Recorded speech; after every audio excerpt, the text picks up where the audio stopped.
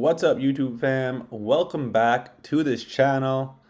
If you've been following this journey and you've been following the plays over the last couple days, then you've been doing really well, and I'm very happy about that, right? But I wanted to discuss how we missed out on $17,000, right? If you read the title, how we lost $17,000. Listen, we didn't lose it, we just missed out on it, right? And I know that's one of the hardest things to deal with in the markets is the money that you think you could have made, right? The money that you wanted to make, it hurts, right? It's so hard to take a win, knowing that you could have made so much more, knowing that you should have made so much more, quote unquote.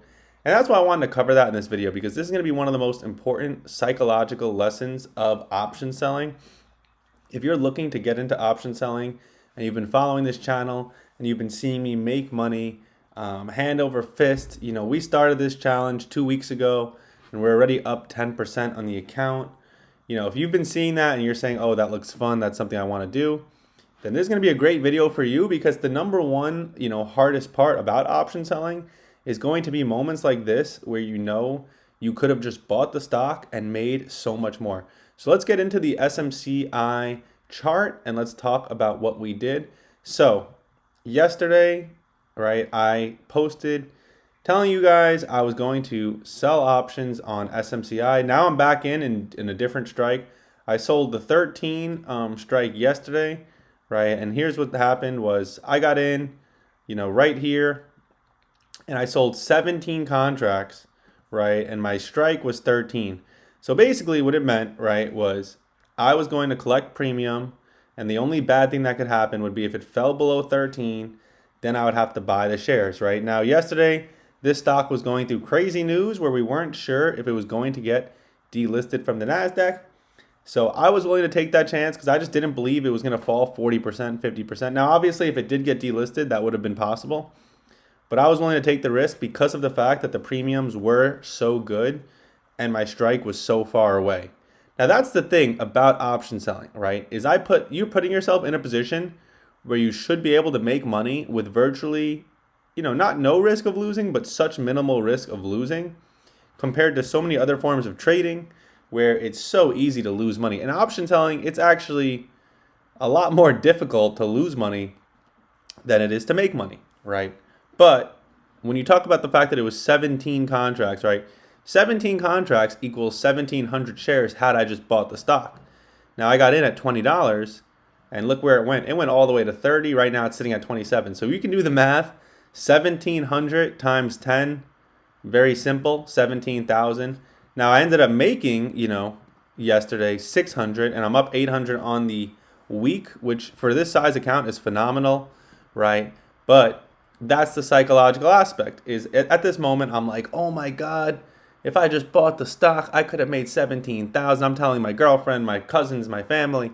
And, that's just not how you want to look at it if you're going to get in this game, because you're getting in a game where you can win, 90% of your trades, if not more. And the only downside is you're not going to have that $17,000 day. Not with this size account. Obviously, if we talk a 10x account, right, 220,000, then yeah, maybe you'll have the $3,000 to $7,000, even $10,000 a day. You're not going to have, that type of day, especially not with this account.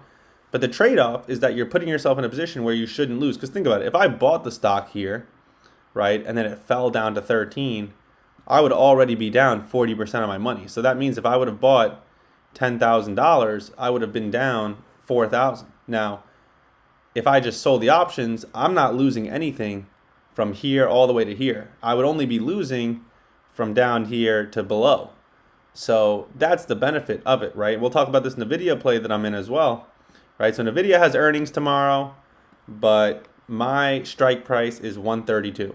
So assuming the earnings isn't going to be strong enough to send it below 132.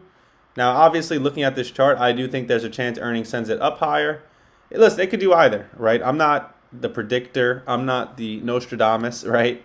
All I know is that when pre-earnings, right, premiums are inflated, which made me interested in selling puts on Nvidia. So here, as you see, I sold the 133 puts, and I'm already up, almost 50% of the total profit. So there's a chance where if Nvidia keeps going up today, I don't even want to hold for earnings and I just take my profit. Similar to what I did yesterday, right? Yesterday, if you watched the video, I took SMCI put sells and it went up 60, 70%. Now, obviously, if I would have waited one more day, I would have made 100%, which was $1,000 instead of 600. But there was so much crazy news behind the stock. I was like, do I really want to risk, this completely crashing for an extra 400 bucks, or do I want to just take my 600 now and use that for other plays? And I'm glad I made that decision because, I took the 600 yesterday. Now today's plays, I'm up another 230. And we know that SMCI won't be getting delisted. So, even if SMCI does completely reverse here, which I don't think it's going to happen until next week, at the very least, right? When stocks make moves this big, they usually continue in that direction for at least a little bit, right? They don't just reverse on a dime because moves like this are not driven by retail. They're driven by institutional players, and institutional players, they're not taking plays to get in today and out tomorrow. They're taking plays for months down the road. So that's my thought process, which is why I'm comfortable with the 22 strike. If it does get below, then I'll have to manage it from there. But ultimately, yesterday, before the news came out that it wasn't getting delisted, it was way too risky for me to want to hold it for an extra 400. So I took the money, ran. Now, if I do, now I'm up another 236 today. I can close it again on SMCI and Nvidia. Or if I continue to hold between these two, I would make another 500. So overall, if I was to wait and hold that SMCI put till expiration, I would have made 1,000 this week, but I took 600 yesterday, and if I hold both of these to expiration, I'd make 1,100 or 1,200. So, there's always moments where, as an option seller, you got to decide: do I want to hold till expiration and get everything, or just take the money and run? Yesterday, to me, seemed like a take the money and run type of moment because now I'm back in SMCI, which still had great premiums, but I'm not sitting here thinking, oh, it's going to get delisted. Can it come back below 22? Yes. Do I think it's going to happen? No. But again, that doesn't mean that it's impossible. Nvidia, same story. This strike price to me is a very comfortable strike. I'm getting paid $300, $400 for the week. With this account, I only bought one contract. Obviously here you said I bought 4. So on this one contract, I'm going to make a decent size amount, right? 330 to be exact. Like I said, I could take 125 right now if I really wanted. The point is it's all about taking plays you're comfortable with, right? And obviously, like I said, last night there was moments where, oh my God, I could have made 17,000. Last week we took this Shopify play right before earnings, right? We got in at $90. Our strike was 85. Obviously, it did go below a little bit, but then it shot up, so we never had to exercise. And again, it was the same story. I collected 700 in premium, could have made 5K if I bought the stock. Affirm, same thing, right? We took the Affirm play somewhere in this range. It expired above our strike. We took the Affirm play down here. It expired above our strike, so we didn't have to buy. We collected 500 or 600. Could have made, 5 or 6K had we just bought the stock. So, there's a pattern you're noticing, right? When the stock market is this bullish, yes, the moves are so fast and furious that you're going to make more than these premiums are paying you. But again, and I've said it once on this channel, I'll say it a million times, I am in here for the long term. I've been doing investing and trading for years. I have other portfolios where I am holding. But for this purpose of this channel and this challenge, I'm just trying to generate income from premium, right? I'm looking at it as if I'm a fund manager with 10 times the amount, right? 22,000. Listen, I'm still up in the last 2 weeks, 10%, and $2,000 is a good amount to be up, right? But I'm really trying to focus on the idea of if I was managing much bigger funds, because I do have access to that capital and I do, want to prove to myself I can do it, right? Obviously, if I had 10x the amount, I'd be up 20K in 2 weeks. 20K in 2 weeks is good money for really anyone, right? So if you want to make it in this game long term, you have to let go of that thought process of how much you could have made. Because I promise you, no matter how good of days you have in the market, you could have made more, right? Maybe the play keeps going. Maybe you'll think to yourself, oh, I could have had more money. I could have put more money in.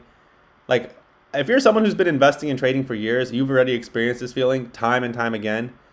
And it's like a lose-lose, right? Because you either lose money and you're pissed, or you make money and instead of just being happy, all you think about is how much more you could have made. So Yesterday making $600 on this account size, it was like a 3% gain in one day selling options. That's a phenomenal day.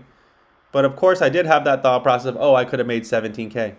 Now, again, I'll say it one more time. Instead of just buying the stock, you're putting yourself in a position where you don't have to buy it until it hits your strike. Yesterday, my strike was 13. So if the stock really did crash, I would have been saving myself so much money. And let's be real, guys, the stock is eventually going to crash. Every stock is going to eventually crash. Long term, yes, these stocks will go up. But there always will be those black swan events, those days. Those are the days you need to be prepared for. And that's why we're doing this. We're doing this because I want something that can consistently produce money. I know I'm going to have moments where I'm going to exercise and I'm going to lose money on these plays. But if I won, 45 plays before I finally lost one, I'm still going to be up so much. And that's what I'm reminding myself. Because if I would have just bought SMCI yesterday and made 17K, who's to say I wouldn't have just doubled down on the next play and then lost 60% and boom, it's all gone, plus the money I started with. So I hope this video teaches you guys the importance of psychology in these markets. These financial markets are infinite, right? Anytime you make 200, there's someone else making 2,000, 2 million, right? So it's like to even have those thoughts is so stupid. One of my favorite books is called The Zurich Axioms, and he talks about how, you're going to have regret no matter what you do. Like, it's physically impossible to not have regret in this market. So why don't you just remove that from the equation altogether, right? Because what's the point of even having regret if no matter what you do, you will have regret, right? Every time you take a play, there's a better play. Every time you make money, someone put more money in. No matter what, you could have made more. No matter what, you could have lost more. Like, there's just no point, right? So I'm going to take my 600 from yesterday. Right now, we're up 240 today. I don't see myself exercising these premiums today. I probably will wait for, towards the end of the week because, it's just, in my opinion, it's just $300 that I think I'm going to make. And I don't see much better plays out there right now. So I'd rather just wait and let these, continue to soak up the theta and make me more money. So I hope you guys enjoyed. I think this is going to be one of the most important videos I drop on the psychology of option selling because it really is a great way to make money. But you are going to deal with a lot of moments where you could have made more just buying the stock. And that's something that a lot of people can't get over. Those moments kill people psychologically. But if you can overcome those thoughts, then you can make it big in this game. I truly believe it. I hope you guys enjoyed this video. I hope you guys have enjoyed the journey so far. Make sure to like, comment, and subscribe what you want to see. And I'll keep the content coming for more.